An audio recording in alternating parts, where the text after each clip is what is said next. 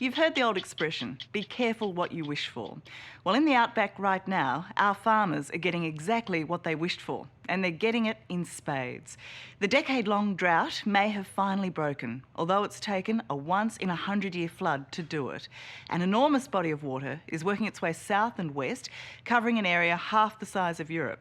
Farms are cut off, livestock is threatened, and most of the locals couldn't be happier. The land is alive again, and I can tell you, it's one amazing sight.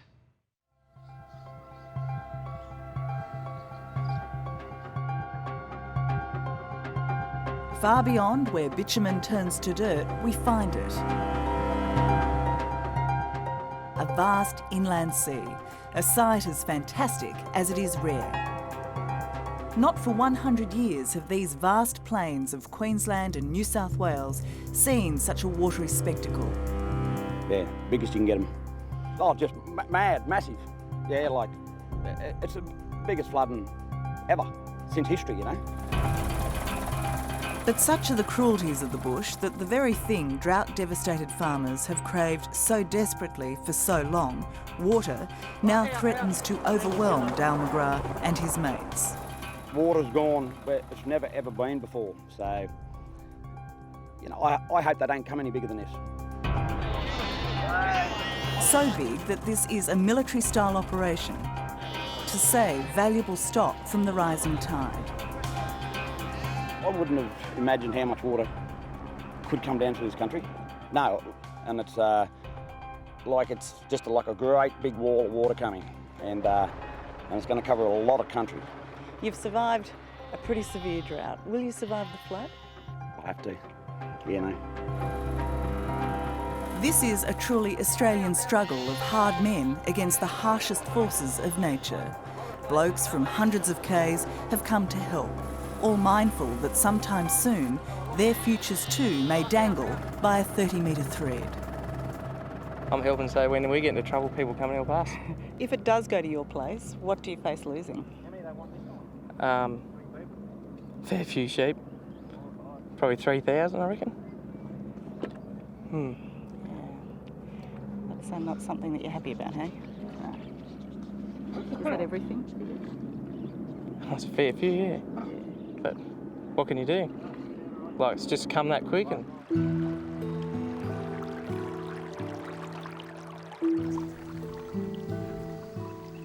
the amount of water spreading across the floodplains of this country has to be seen to be believed. By its very nature, this flood isn't particularly deep, but its magnitude is mind-boggling. It started up in Queensland, it's now peaking in parts of New South Wales, and it's expected to flow all the way down to South Australia. Now, this hasn't happened to this scale in this drought-stricken land for a century. There's a large bucket of water coming down. There's a large bucket of water across the country. You call it a bucket. Some say it's half the size of Europe. Yeah, it's a big bucket. This great Australian flood began a month ago when it bucketed down in spectacular fashion across central Queensland, spreading havoc and water across our northeast and spreading joy for environmental scientists like Martin Toms. It's bloody magnificent. Last time I was out here, it was bone dry. And so to see wall-to-wall water, it's just fantastic. From the Paroo across to the Warrego, the Condamine Ballon and well beyond, a mighty web of water is working its way down to the Darling River and ultimately, hopefully, to the parched Murray Basin and its starved lower lakes. So how much of this country is in flood?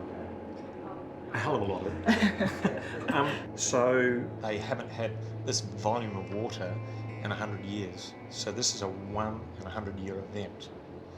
But the thing is that we've got all the river systems running at one go now. And I can't remember when that last happened. That is really special.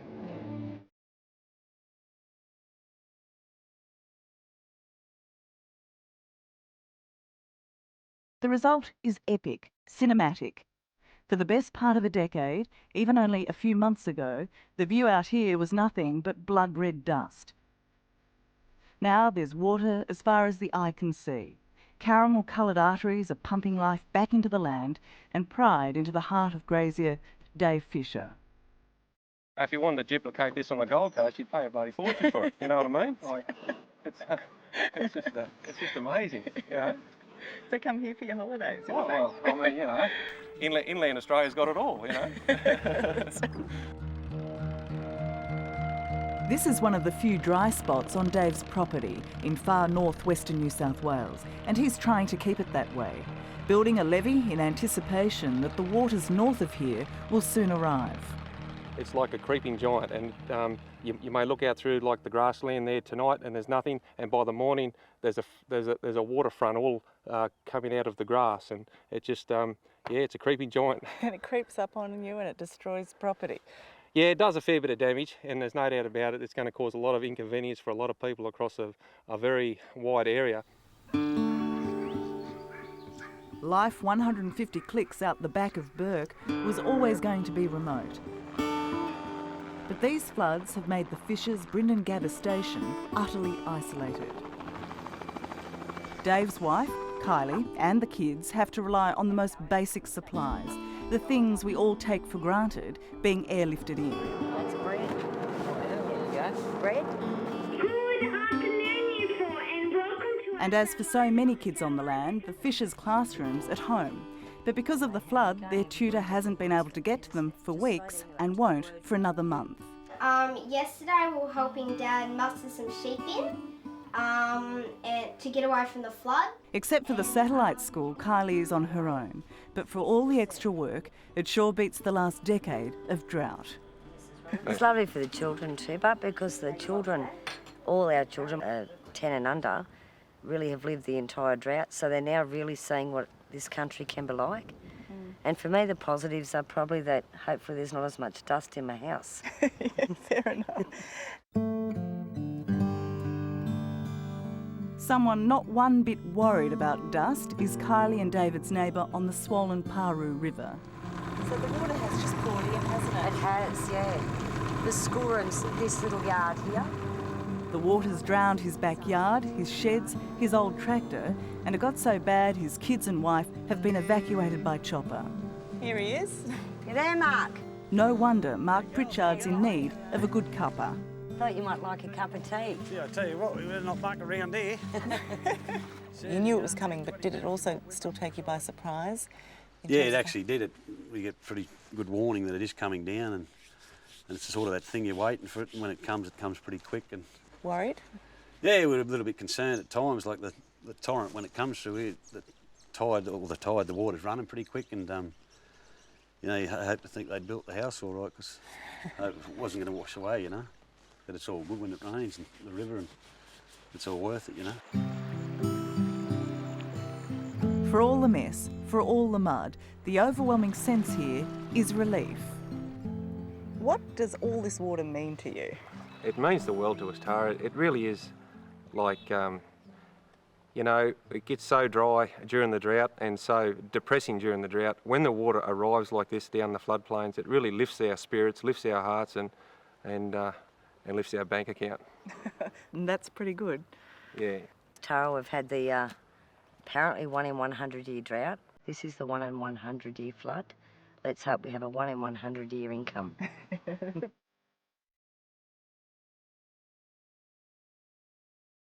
How's that, Tara? Oh, it's fantastic. You gotta love that, don't you? Hey, look at that. Isn't that magic? That's priceless, isn't it? Yeah, it's good. Dave's now got 20,000 hectares underwater. A couple of months ago, it was so dry you could drive a ute down the Brindon Gabba Creek. Today, with its banks well and truly broken, you can't help but be swept away by his boyish enthusiasm for the land. Pelicans, as we're swimming around where, you know, the dust was blowing, it's quite incredible, but that's Australia. It's just amazing. Yeah, I mean, we're talking about a flood here, but it sounds like you're rejoicing. Absolutely. Yeah, no, it is. We're just like all the frogs and the birds. Like, we come to life, and we sort of hibernate during the droughts a bit, and then we come to life when all these rivers run. And it's not just the farmers rejoicing. As life explodes thanks to this vast inland sea, scientists like University of New England's Martin Toms are also celebrating. When water breaks out of the river channel and then starts moving out across the floodplain, amazing things happen. You get things coming out of the floodplain soils that have been dry for 40, 50 odd years. You still get animals coming out of the soil after that length of time being dry. Yes. Well, so they're alive after half a century? That's right, yeah. So the entire ecosystem, the entire food web will just be bursting with life and be really energised. Sounds like Mother Nature might be having a party. Of course it is. It's great. It's a great time to be out here having a party with it as well. But back at the sheep lift, any partying's still a way off yet. Can you get all the sheep out before? No, we'd be pushing it, but we won't get them all, but what we can save is better than none, isn't it? Mother Nature controls us all, doesn't she? And this is not the end of it. When Dale McGrath's finished with helping out his neighbour, he's got his own problems at home to worry about. So what's your property looking like at the moment then? Water. It's a simple water. You're just one big lake. Yeah, more and more water. It's peaked there today at the biggest levels ever. So why aren't you at home saving your place? Well, my wife says she can handle it. Surely. And handle it, wife Sandy, along with young Jack and Katie, surely can. But there is an awful lot to handle. Go hard at it, mate. Or it's going to make a big... The levee has broken and it's back-breaking work to stem the flow. Katie, grab some big rocks over there and fill them up quick. We'll end up with too much water inside.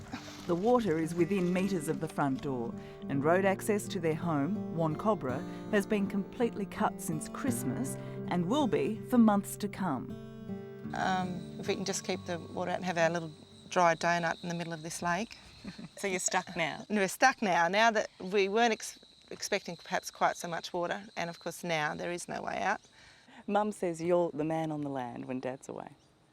Yeah, she always tells me like I can't do everything by myself, so I have to lend a helping hand and that. Yeah. And there's a lot of work to do when it's wet, isn't it? Yeah, a lot of work.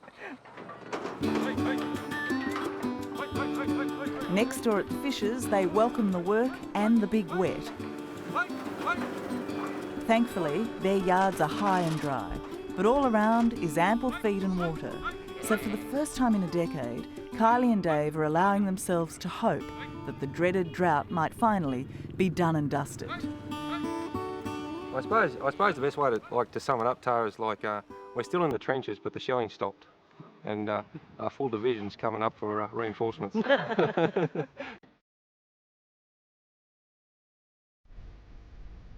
For so long, we've looked inland and all we've seen is drought. Now there's a new show in town. And this water's got a long way to run.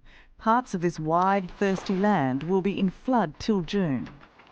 For farmers, for critters, for all of us, this is a once-in-a-century wonder. And I'm flying over your land. It's still red underneath, but there is this beautiful green hue, isn't there? What's it like to see it like that? It's uplifting.